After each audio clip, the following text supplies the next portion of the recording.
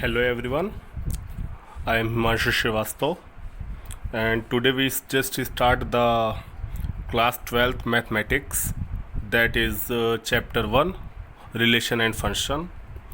In last video we tell you about what is a relation and what is a function. Today we just discuss about types of relation.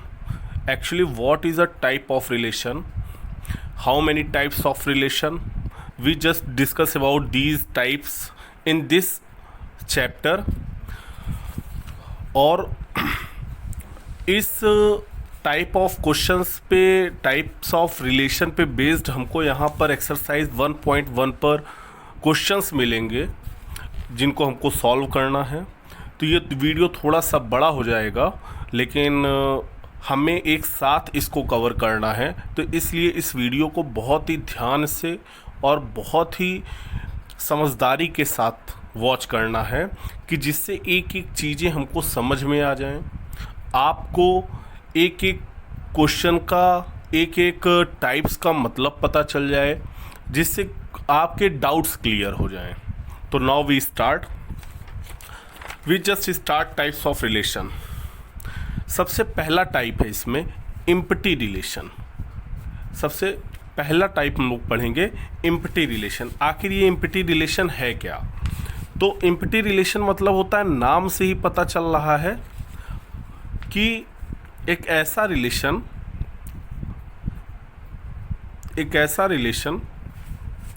जिसमें, देखिए, relation के लिए हमें दो set की ज़रूरत पड़ेगी. हम केवल एक ही, लास्ट वीडियो में ये चीज़ें मैंने आपको बताई थी, लेकिन फिर भी एक बार रिवाइज कर दे रहे हैं. किसी एक, मान लीजिए कोई एक व्यक्ति है, कोई एक इंसान है, अब उसका हमें किसी के साथ रिलेशन फाइंड आउट करना है. तो रिलेशन फाइंड आउट करने के लिए किसी दूसरे व्यक्ति का होना ज़रूरी है, किसी दूसरे इंसान का होना ज़रूरी है, तभी तो उसके साथ हम रिलेशन पता करेंगे.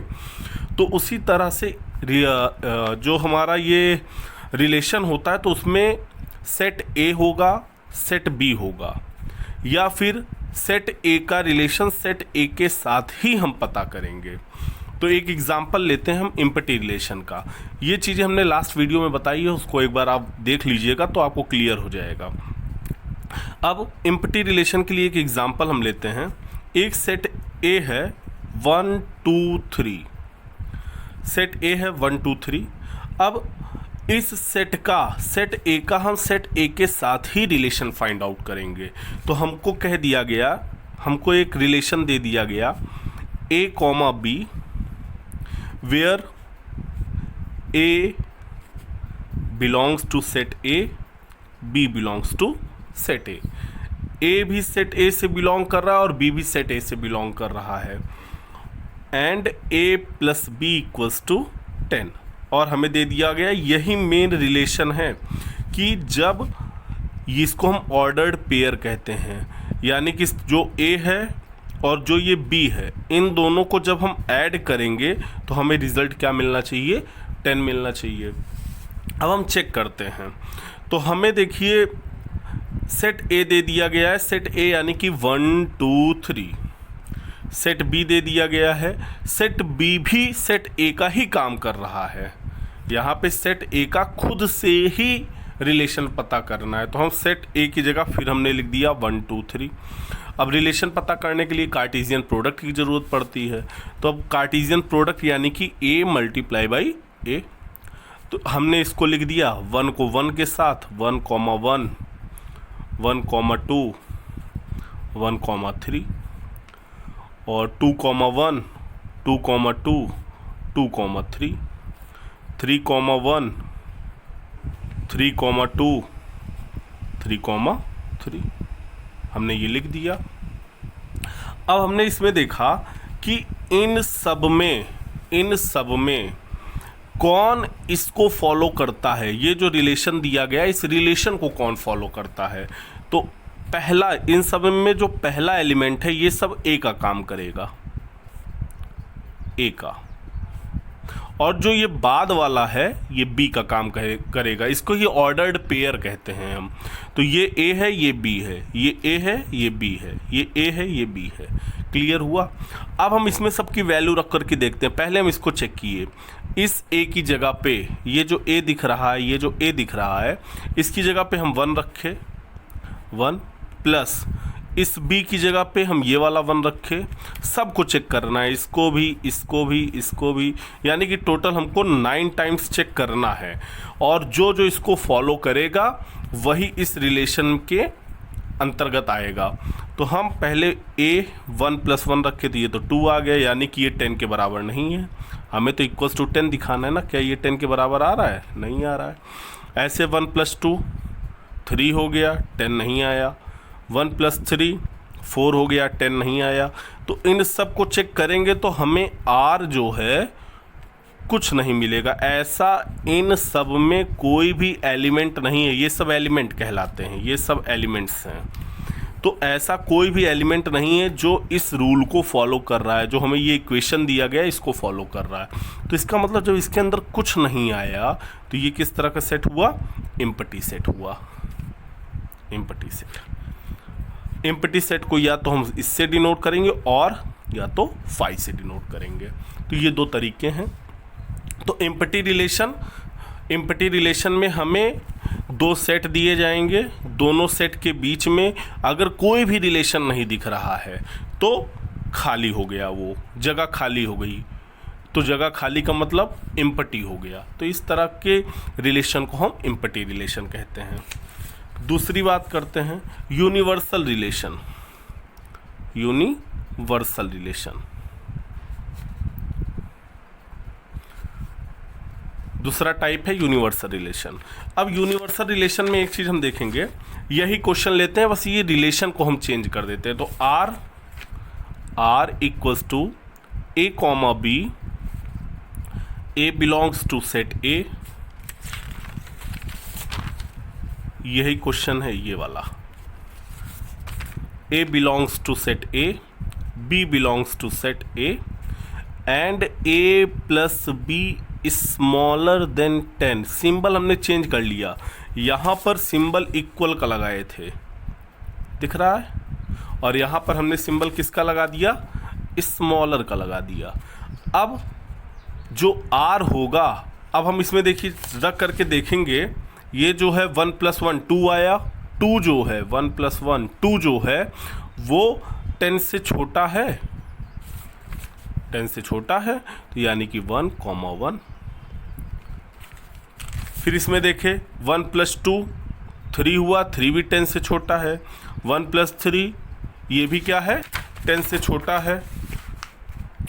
2 + 1 3 10 से छोटा है। सब कुछ चेक करेंगे, यानी कि सभी जो हैं ये सभी एलिमेंट्स 10 से क्या हैं? स्मॉलर हैं। तो इसका मतलब A क्रॉस A, ये जो A क्रॉस A है ये पूरा का पूरा इस रिलेशन को फॉलो कर रहा है जो हमें दिया गया है।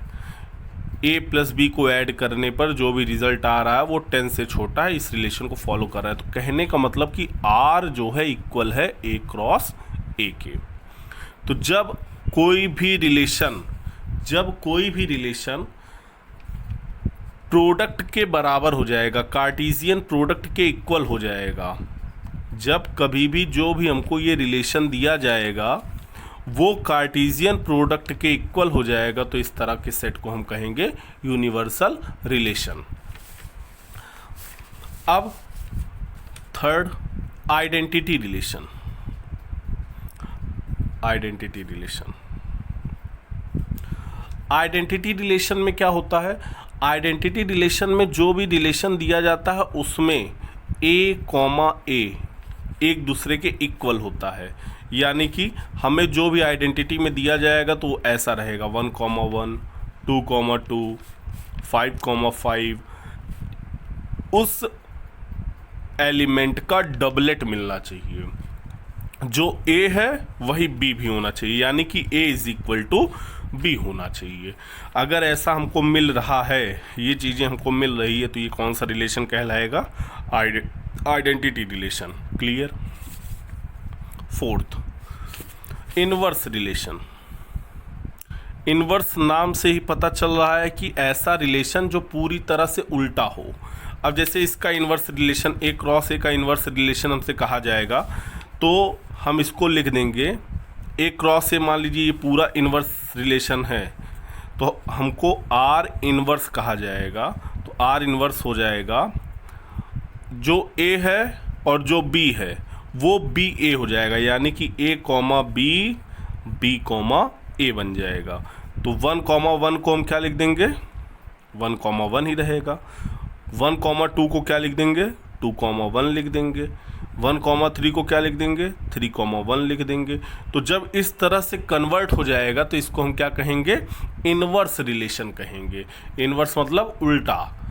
जो A है, A comma B belongs to R है, तो वो क्या हो जाएगा, B कॉमा A बन जाएगा और बिलोंग्स टू R इन्वर्स हो जाएगा।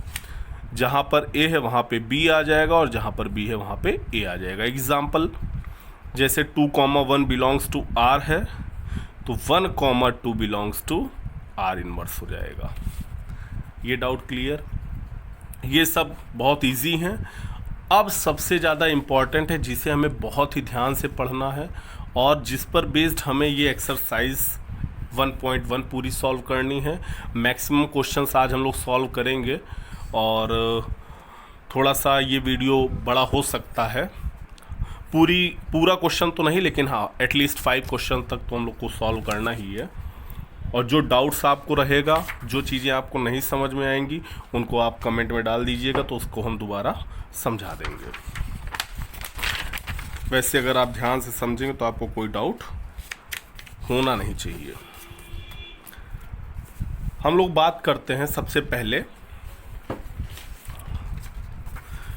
Reflexive relation. अब रिफ्लेक्सिव रिलेशन क्या होता है, इसको समझते हैं और यहीं से आपका मेन क्वेश्चन स्टार्ट होता है। Question number relation number 5, reflexive relation. Reflexive relation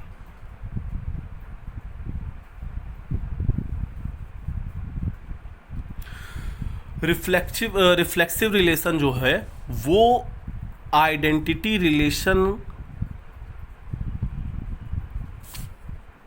के लगभग बराबर है।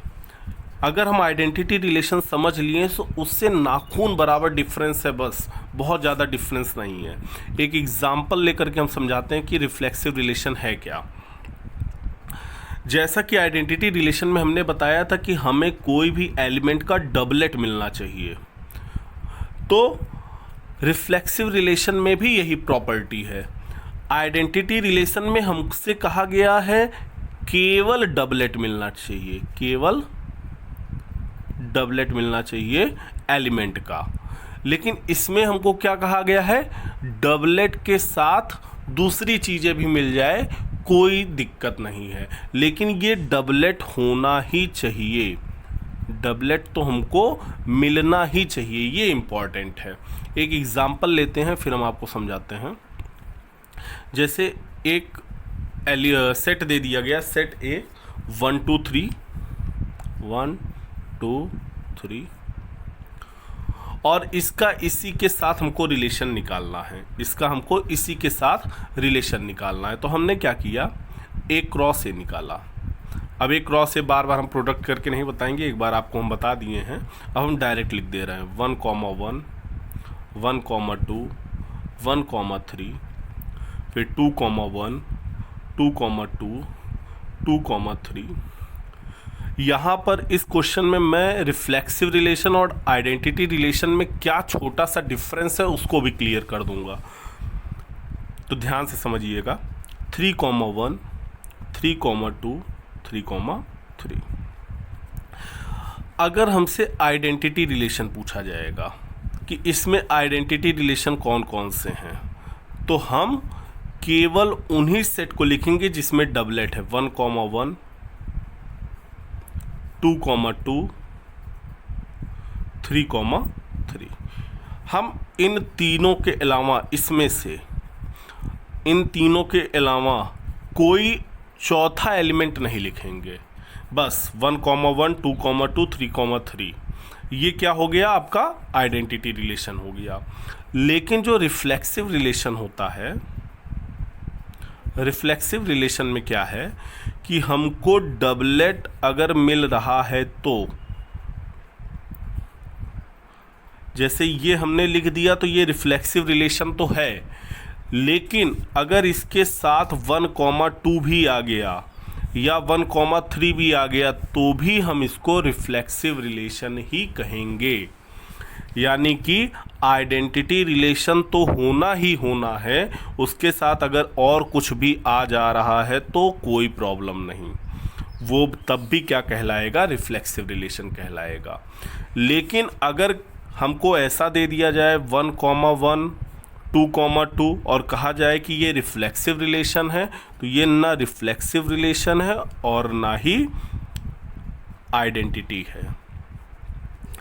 इसको ना हम रिफ्लेक्सिव रिलेशन कहेंगे ना ही आइडेंटिटी कहेंगे। क्यों नहीं कहेंगे इसको समझिएगा। रिफ्लेक्सिव और आइडेंटिटी की एक प्रॉपर्टी होती है कि जो भी क्वेश्चन दिया गया है उसके सभी एलिमेंट का डबलेट मिलना चाहिए। तो हमें इन दोनों में 1 का डबलेट मिल रहा है 1,1, 2 का डबलेट मिल रहा है 2,2, लेकिन 3 का डबलेट नहीं मिल रहा है। इसलिए ना तो हम इसको रिफ्लेक्सिव बोलेंगे और ना ही हम आइडेंटिटी बोलेंगे। क्लियर। और आइडेंटिटी और रिफ्लेक्सिव में क्या डिफरेंस है? आइडेंटिटी और रिफ्लेक्सिव में ये अंतर है कि आइडेंटिटी में केवल डबलेट होते हैं और रिफ्लेक्सिव रिलेशन में डबलेट तो होते ही हैं। अगर उसके साथ इसको हम रिफ्लेक्सिव भी बोल सकते हैं, आइडेंटिटी को हम रिफ्लेक्सिव भी बोल सकते हैं, लेकिन रिफ्लेक्सिव को हम आइडेंटिटी नहीं बोल सकते हैं। क्यों?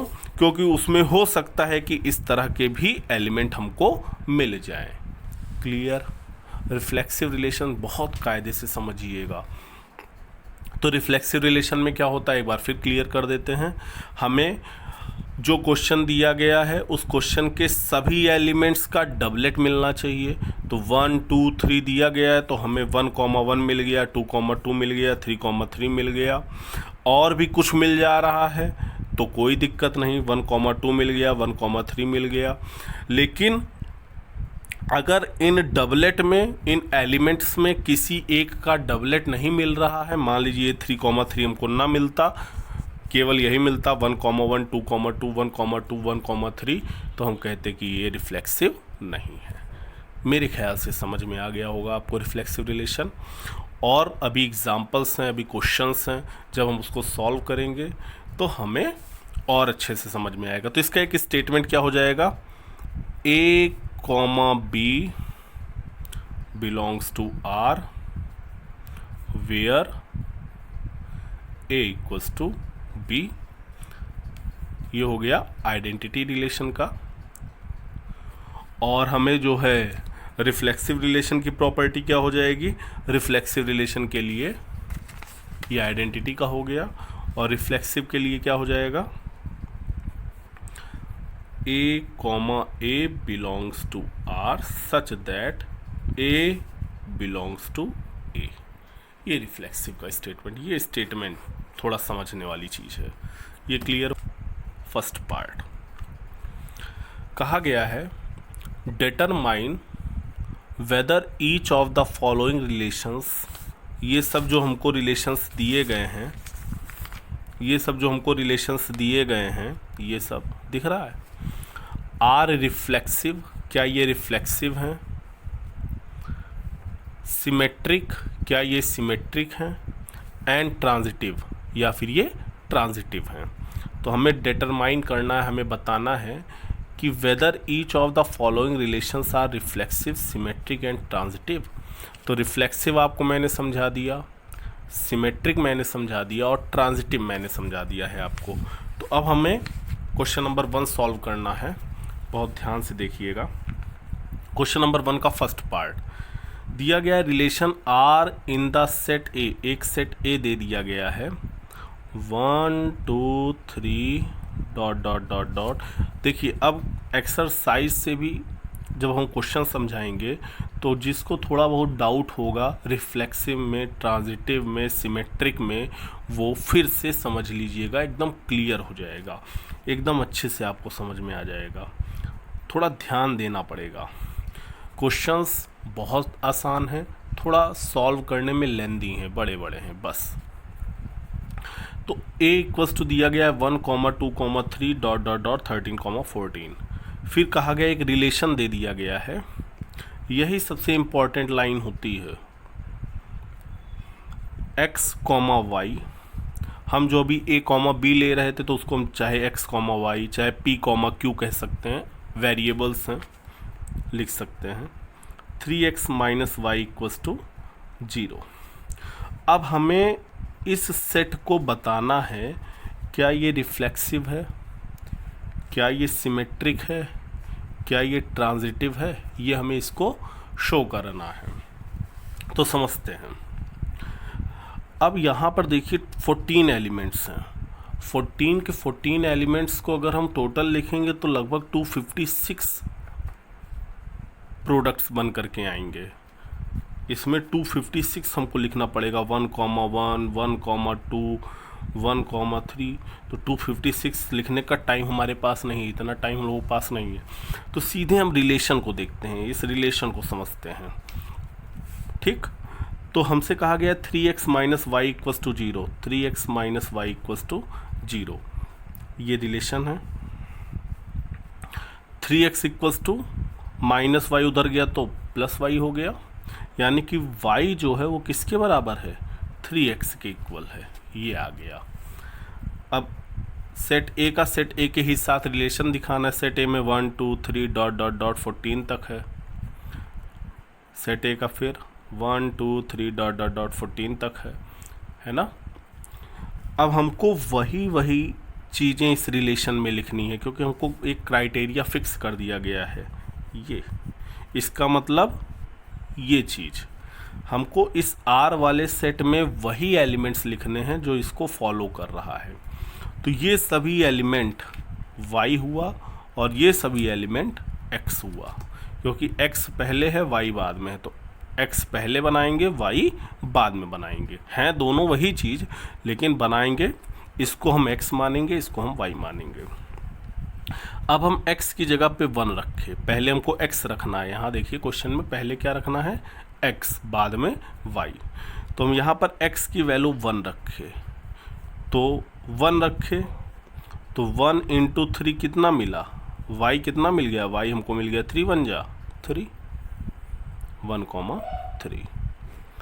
x इक्वल्स टू 2 रखे, 1 था ना, अब x की जगह पे हमने क्या रखा, 2 रखा, दिख रहा है 2, ये 2 है, x की जगह पे 2 रखा, 3, 2 जा 6, यानी कि जब हम x पे 2 रखे तो हमको 6 मिला। आगे ऐसे x की जगह पे हम क्या रखेंगे, 3 रखेंगे, तो y हमको क्या मिल जाएगा, 3, 3 जा 9। x की जगह पे 4 रखेंगे तो y हमको क्या मिल जाएगा, 4, 3 जा 12। और x की जगह जब हम, अब ध्यान दीजिएगा, x की जगह जब हम 5 रखेंगे तो 5, 3 जा 15। क्या इस सेट A में 15 दिख रहा है, नहीं दिख रहा है, इसकी क्षमता 14 तक ही है। तो कहने का मतलब हम यहीं पे इसको बंद कर देंगे। ये समझ में आ गया, ये समझ में आ गया। 15 क्यों नहीं रख रहे हैं हम, ये चीज़ क्यों नहीं रख रहे हैं, क्योंकि ठीक है हमको x 5 मिल रहा है, क्या y में हमको 15 मिल रहा है, क्या y में तो हमको 14 से ज़्यादा मिल ही नहीं रहा है ना, 15 नहीं है, तो इसको हम नहीं लिखेंगे। अब ये मिल गया हमको रिलेशन। देखने में क्वेश्चन तो बहुत बड़ा लग रहा था, लेकिन रिजल्ट कितना मिला, 4 एलिमेंट। अब इसमें हमको देखना है कि कौन रिफ्लेक्सिव है, और रिफ्लेक्सिव की प्रॉपर्टी हमने आपको बताया था, डबलेट होना चाहिए, a, बिलोंग्स टू r होना चाहिए। क्या इसमें कहीं दिख रहा है 1, 1, 2, 2, सभी एलिमेंट का डबलेट होना चाहिए। तो यहाँ टोटल कितने एलिमेंट हैं, 14 एलिमेंट हैं। सभी एलिमेंट का डबलेट होना चाहिए। तो क्या सभी एलिमेंट के डबलेट दिख रहे हैं? 1,1 दिख रहा है? नहीं दिख रहा है। 2,2 2,2 दिख रहा है? नहीं दिख रहा है। तो इसका मतलब ये हुआ it is A, does not belongs to R, it is not reflexive. Clear हुआ? डबलेट होना चाहिए, और डबलेट केवल 1 का, 2 का, 3 का नहीं होना चाहिए, सब का होना चाहिए। जितने एलिमेंट हैं क्वेश्चन में, सेट ए में जितना एलिमेंट है सबका डबलेट होना चाहिए। 1 का भी, 2 का भी, 3 का भी, 4 का भी। 1,1, 2,2, 3,3, 4,4, 5,5। यहाँ तो एक को नहीं दिख रहा है ना? ये क्लियर हो गया। अब हम देखेंगे दूसरी चीज, हमको क्या देखना है? Symmetry, transitive. देखिए ट्रांजिटिव क्या है? सिमेट्रिक है। सिमेट्रिक देखिए,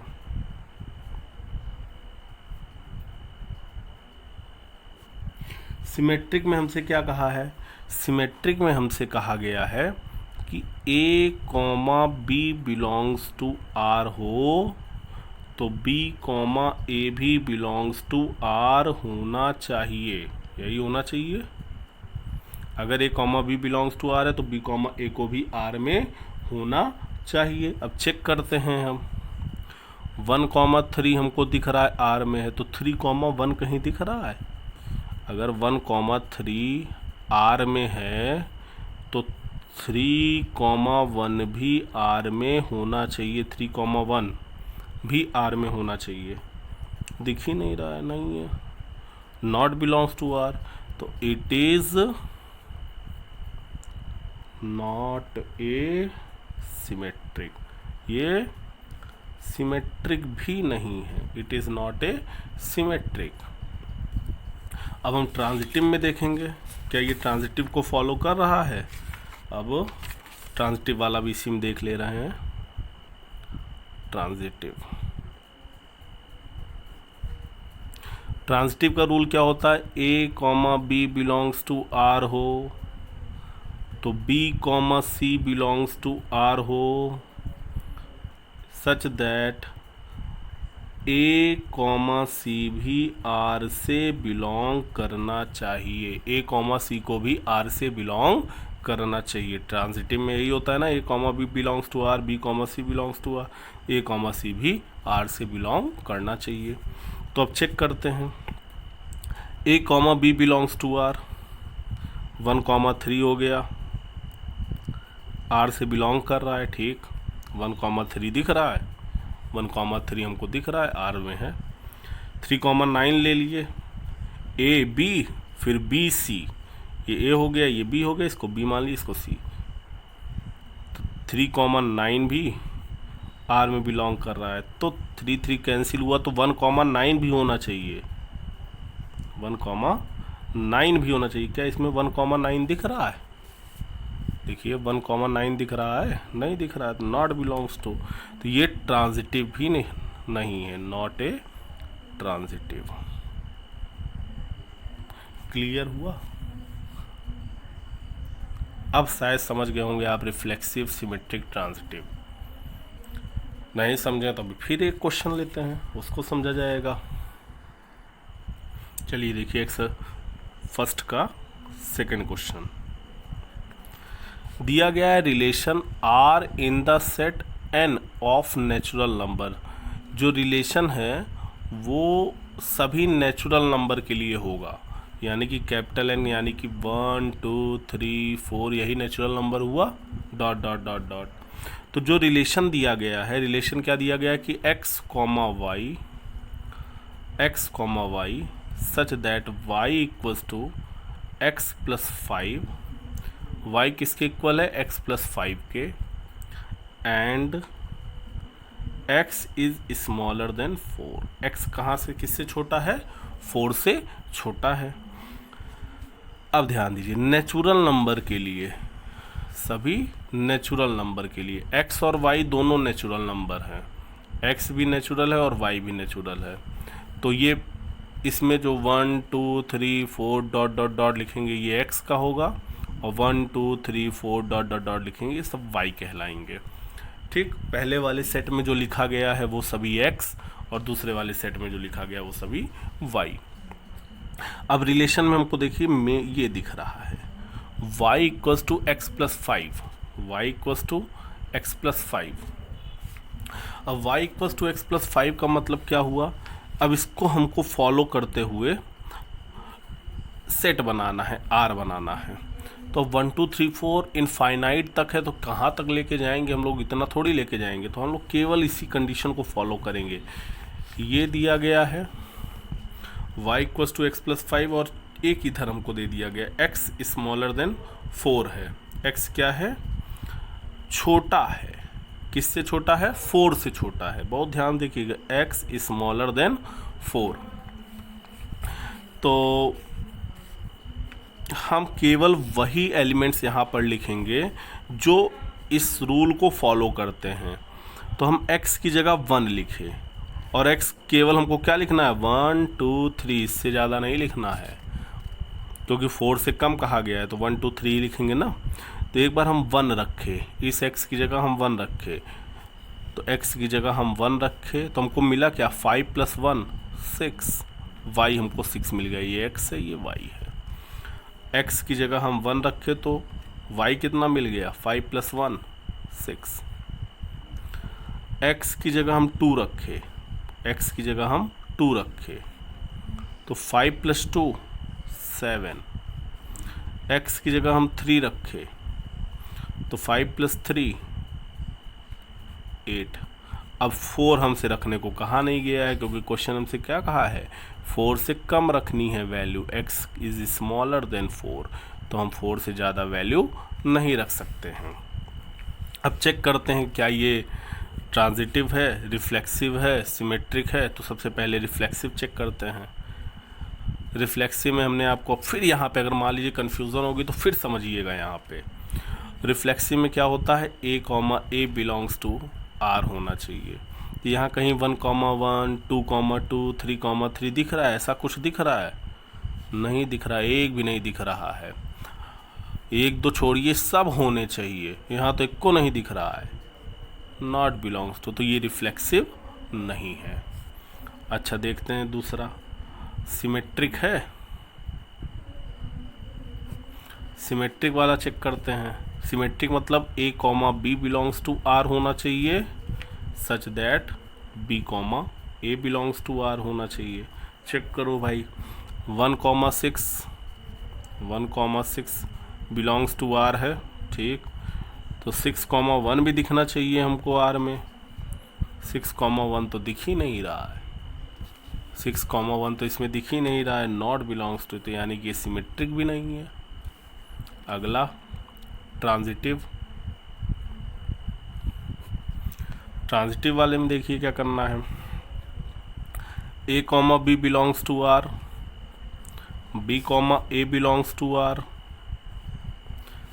implies that, sorry b, c, तो a, c belongs to r होना चाहिए, a, c belongs to r होना चाहिए।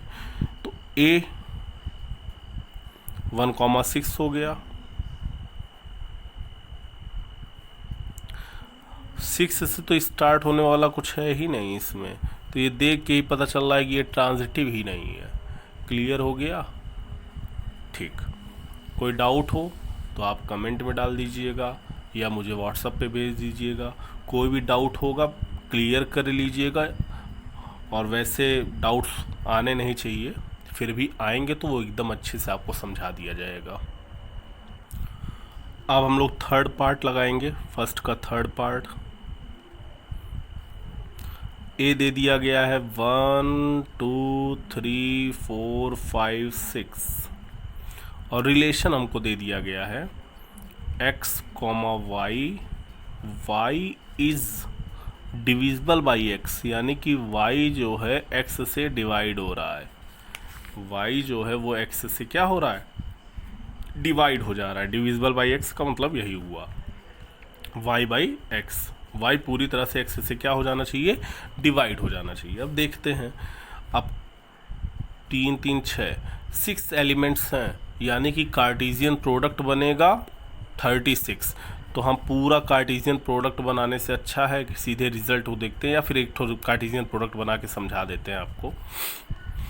1,1 हो गया, 1,2 हो गया, 1,3 हो गया, 1,4 हो गया, 1,5 हो गया, 1,6, 2,1, 2,2, 2,3, 2,4, 2,5, 2,6, 3, टाइम बहुत लेता है एक्चुअली, बाकी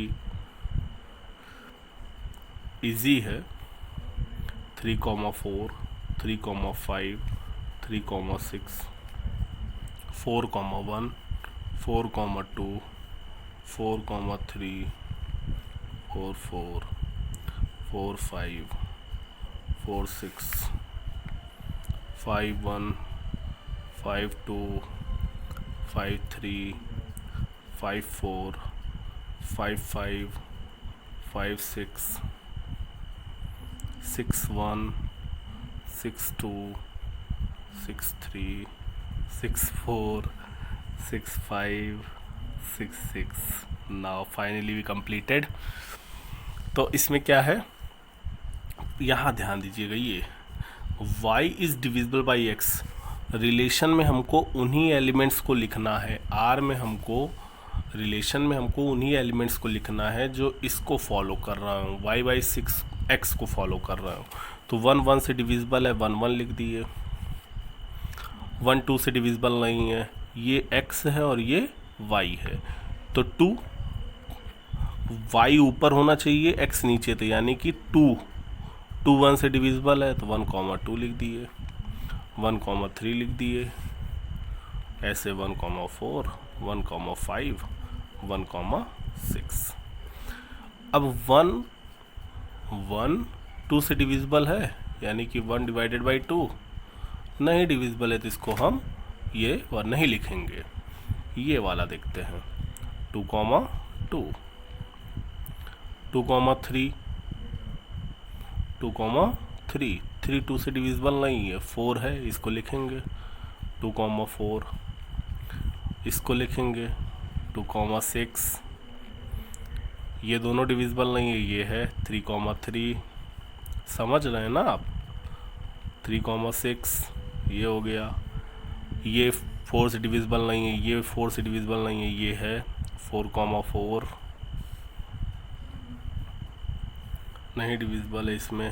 5,5 इसमें। 6,6 बस। और कुछ देखिए छूट तो नहीं रहा है, मेरे ख्याल से छूट नहीं रहा होगा। 6 3 से डिविजिबल है, हाँ इसको लिखे हैं। 1 4 3 ये लिखे हैं, ठीक। 5 नहीं है, 6 4 से नहीं है, 1 नहीं है, 2 नहीं है, 3 नहीं है, 4 5 5 लिखे हैं बहुत। 6 6 ठीक है, बस इतने हैं। अब हमको चेक करना है रिफ्लेक्सिव। रिफ्लेक्सिव में क्या होता है, डबलेट होना चाहिए, A, बिलोंग्स टू R, और डबलेट हर एक एलिमेंट का मिलना चाहिए। किसी एक का नहीं मिला तो हम वो रिफ्लेक्सिव नहीं कहेंगे। तो 1,1 मिल रहा है, हाँ मिल रहा है। 2 का मिल रहा है, 2,2 मिल रहा है। 3 का मिल रहा है, 3,3, हाँ। 4 का 4,4, फिर 5 का 5,5, 6 का 6,6, सब का मिल रहा है, यानी कि रिफ्लेक्सिव है। यस, ये रिफ्लेक्सिव है, सब का डबलेट मिल रहा है। 1,1 भी मिल रहा है, 2,2 भी मिल रहा है, 3,3 भी मिल रहा है, 4,4 भी मिल रहा है, 5,5, 6,6 सब मिल रहा है, बिलोंग्स टू R। अब हम चेक करेंगे क्या ये सिमेट्रिक है।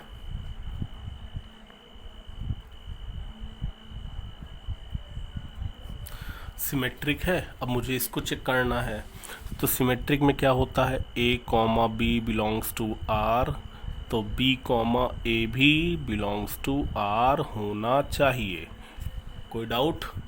तो चेक करते हैं सिमेट्रिक के लिए क्या इसको फॉलो कर रहा है, तो देखते हैं।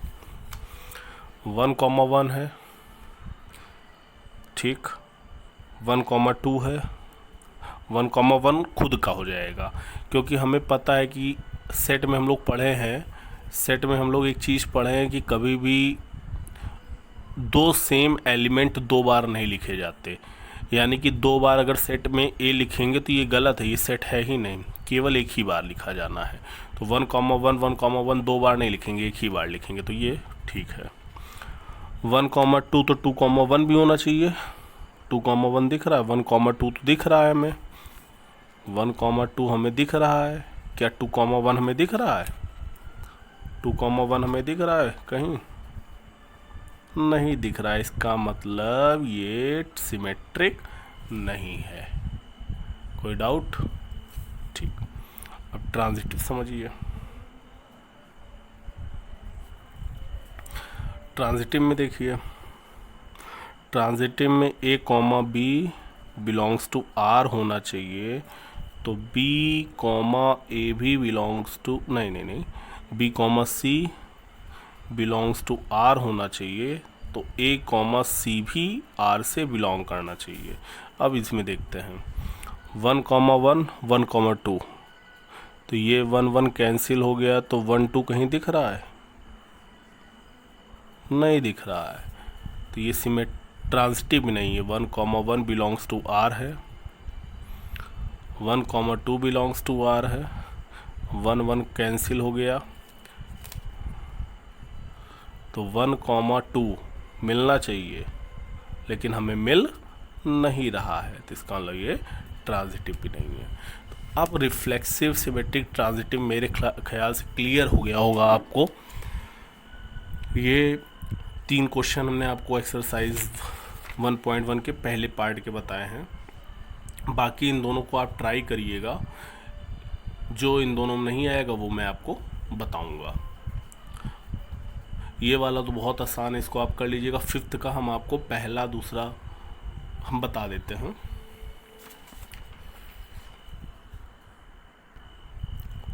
देखिए क्वेश्चन पूछा है 1st का 5th पार्ट, बहुत ध्यान से समझिएगा, बहुत इम्पॉर्टेंट है। थोड़ा सा कंफ्यूज कर सकता है, लेकिन होंगे नहीं आप। Relation R in the set A of human being, 4th वाला आप लगा लीजिएगा, बहुत इजी है, कोशिश करिएगा। 5th का हम आपको समझा दे रहे हैं। आर एक्स कॉमा वाई कहा गया है, एक्स कॉमा वाई है, such that X and Y work at the same place. अब समझिएगा, दो लोग हैं, मान लीजिए 2 लोग हैं, ये दोनों लोग, एक x हो गया एक y हो गया, ये दोनों लोग एक ही जगह काम करते हैं, एक ही जगह पे काम कर रहे हैं। x और y है, ये दोनों लोग एक ही जगह पे काम कर रहे हैं। तो कहने का मतलब कि इसको हम सेट A मान लें, x y, ठीक। अब इसका इसी के साथ ही हमको क्या निकालना है? Cartesian product. तो दूसरा भी एक्स वाई होगा, क्योंकि कहा गया X and Y works at the same place. X और वाई एक ही प्लेस पर वर्क कर रहे हैं, एक ही जगह पर, है ना। जैसे आप हैं, आपका फ्रेंड है, दोनों लोग एक ही, 2 ही लोग हैं, एक ही साथ कहीं ट्यूशन पढ़ रहे हैं, तो सेट ए का सेट ए के ही साथ प्रोडक्ट निकालेंगे। तो सेट ए का सेट ए के साथ प्रोडक्ट निकालेंगे तो क्या आ जाएगा? एक्स एक्स, फिर एक्स वाई,